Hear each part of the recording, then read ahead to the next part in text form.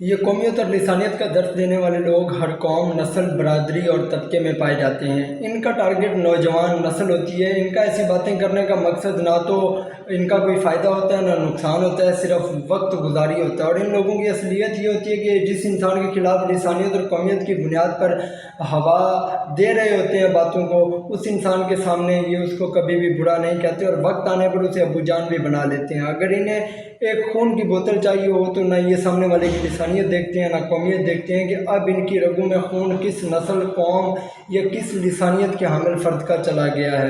لہٰذا یہ لوگ منافقت کا لبادہ اوڑھے ہوئے ہوتے ہیں اور ان منافق لوگوں کا شکار ہونے سے خود کو بچائیں، کیونکہ ان کی لسانیت اور قومیت زدہ باتوں کی وجہ سے آپ کے اندر کا ایک مثبت جذبہ راکھ ہو جائے گا، اور ایسے لوگ ہمیشہ دوسروں کو اپنی ذاتی حسد اور انا کی بنیاد پر کسی دوسرے کے خلاف بھڑکا رہے ہوتے ہیں اور اس کی ایسی برائیاں بیان کر رہے ہوتے ہیں جو اس میں حقیقتاً نہیں پائی جاتی۔ تھینک یو سو مچ۔ اللہ حافظ۔